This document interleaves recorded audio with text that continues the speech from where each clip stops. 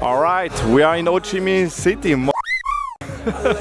So yeah, I'm at the rooftop bar right now. I just wanted to show you the view. Even though we are Sunday 5 p.m. I still have like 3 video calls that I need to do. So let's do this. Then tonight we'll see a supplier. I don't know how Ho Chi Minh is on Sunday night. Is it going to be crowded or not? We'll see. Yeah, I'll explain to you after that why I'm here. Okay, let's go.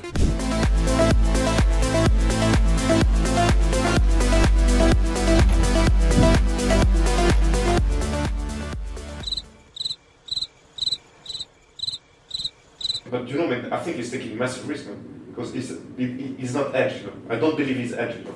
Yeah, I don't think. I'm not sure, man. I'm not sure.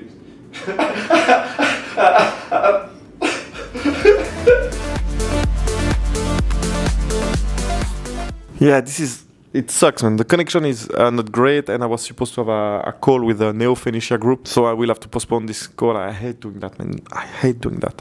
Not being reliable, this is maybe the worst thing that you can do, so I hate doing that. But yeah, man, it's hotel connection, man.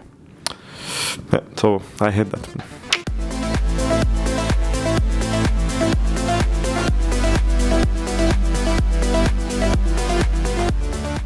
Crushing system acquisition, ça, Adri, tu peux faire. Parce que je sais pas comment. Là, la question, c'est que là, le mec, j'ai montré un exemple du process flow qu'ils ont fait, machin.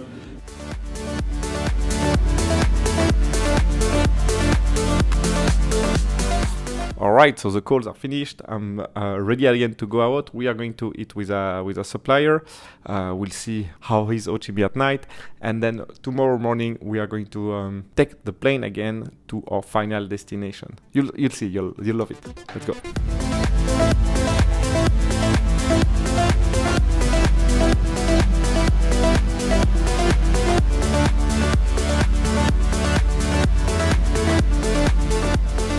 Alright, so time for a little debrief about what happened yesterday night. So yesterday night was weird, was very weird. I met this supplier, I didn't know him, really just exchanged a few messages, that was a contact of someone. And usually, you know, I'm traveling here to meet him, and usually when you meet someone, I mean, the etiquette is that, you know, they pay, I mean, they invite you, you travel there, they invite you for the lunch, they invite you and so on. And first weird things like, we went to a very fancy bar, restaurant, I mean, that was really good.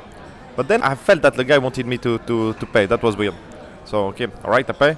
Then he really wanted to go to another bar. Yeah, sure, man, I was a bit off. I mean, the conversation and so on was not going very smooth. I mean, that was not really a good moment. So I was like, yeah, maybe not. I'm going to go back to the hotel. And then he really pushed me to come to a bar.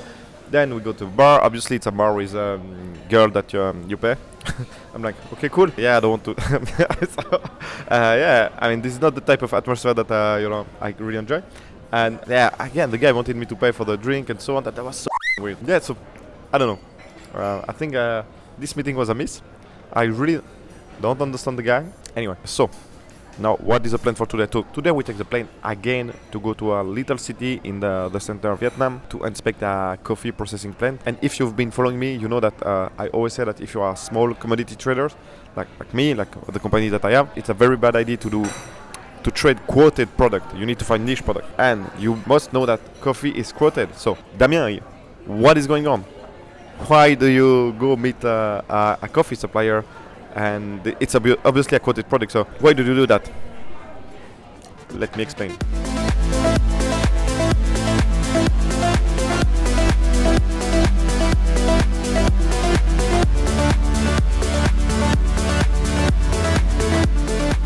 So I'm pretty proud of myself. I managed to arrive at the gate 15 minutes before it boards, and usually I'm way too optimistic when I need to cross an airport, and this is why I end up running. But this time I was like, domestic flight, small destination, domestic terminal, I should get really well in advance, and I was right. Airport, long queues, but I'm here. Alright, so today we are going to take this flight to go to the center of Vietnam to visit a processing plant, a coffee processing plant, and then at night we are getting the same flight back to Ho Chi Minh City. So yeah, fly in, fly out the same day. Yes, why am I going to check coffee for a shipment of coffee? So if you've been following me, you know that I hate when, I mean, if you are a small commodity trader, it's really tough to trade highly liquid with future market commodities. But in that case, I agree to do it for a few reasons. So the first one is like the buyer has been introduced to me by a Shipping and Commodity Academy student. One of the very first, I think. Obviously, this guy is a stud. He's a student. And then he got hired in one of the top 2 commodity trading firm in the world. So again, props to him. And now he's doing something else on his own. And he's the one that introduced the buyer to me. And so when someone that really knows his stuff introduces someone, I pay attention. And especially when this is a buyer, because you know my buyer-led start method strategy. So when I only start a new commodity or I only like do something new when I have a buyer. Anyway, so that's one of the reasons that got my attention. And then the last reason was I was like, okay, look, there is something to do. Is that this specific buyer is in a very difficult country. So then I was like, okay, not a lot of people will agree to sell to this specific country. So I mean, obviously I do. But so I'm like, okay, yeah, there is something. And especially now, if you look at the coffee price, especially Arabica, the market is completely on fire. And when the market is on fire, you need to pay extreme attention, because that means that people will cancel your contract, producer will not deliver. I mean, because you can easily imagine, like let's say that today we are in April, and the shipment is in June.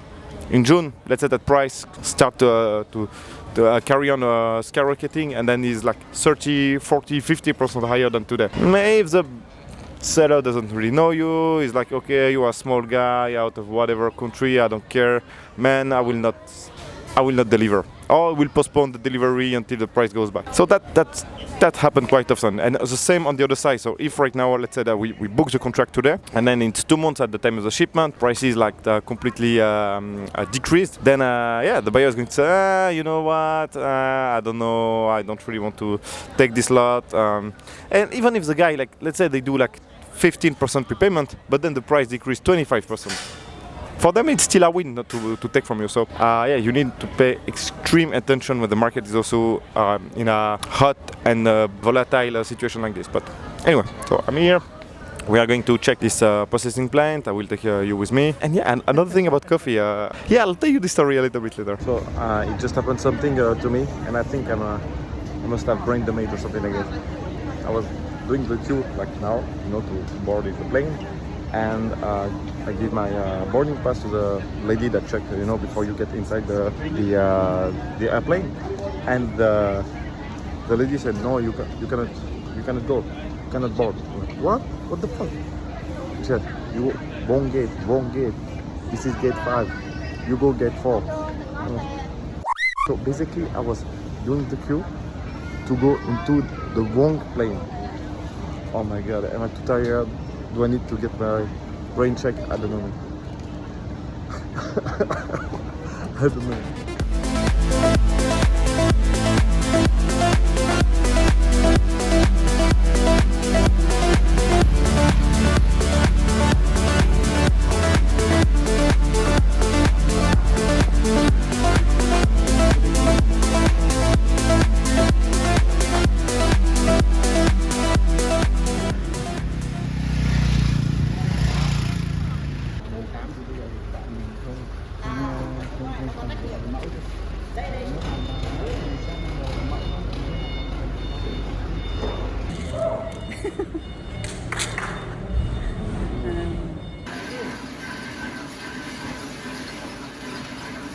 Yeah, people, they always like to see other people walking to US.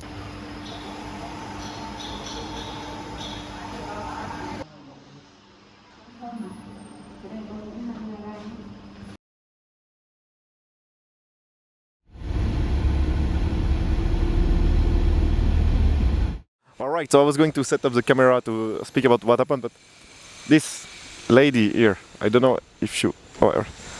yeah, the lady here, and she just took pictures of me and said, you are very, very handsome, very handsome.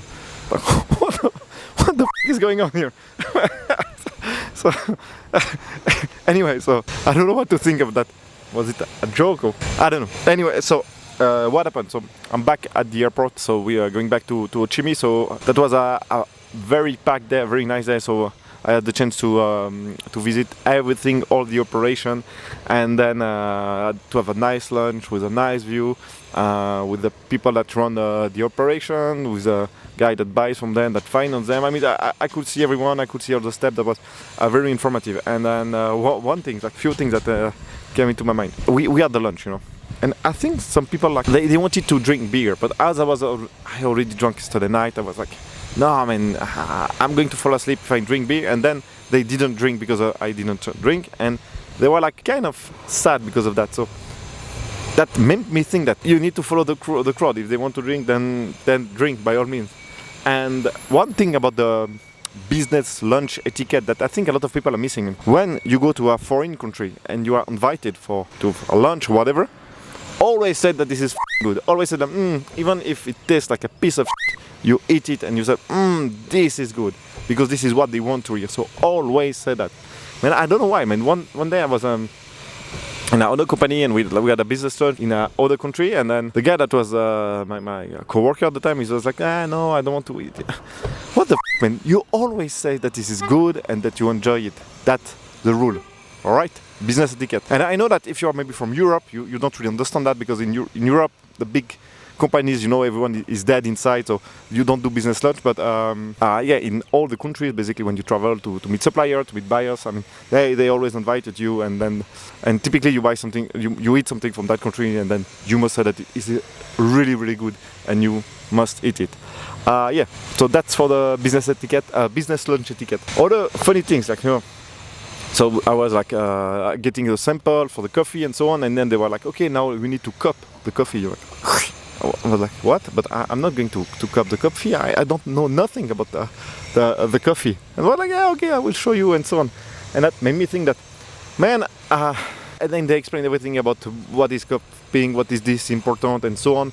And for me, man, she could have like pissed into one of the the cup, and I would have drunk it without like even noticing. So yeah, one thing is like I keep thinking that this is bad to do many different products, because like this, man, you need to have some type of knowledge in the product that you do, because otherwise you are in that type of situation where you are the clone of the everyone to make fun of you. Everyone is joking about you because you don't know of what you are doing. And one thing is like, when you don't know about what you are doing, always say it, because people that know, they know that you don't know. So don't try to play some type of game. I mean, always say when you don't know. All right, man. So now I have the samples. I'm going back to Ho Chi Minh, and yeah, I'll ship the sample to the buyer. So they will cup it, test it, and then we may have a deal. Let's hope. Oh man, this is a girl. Took picture of me. Hello. That is weird.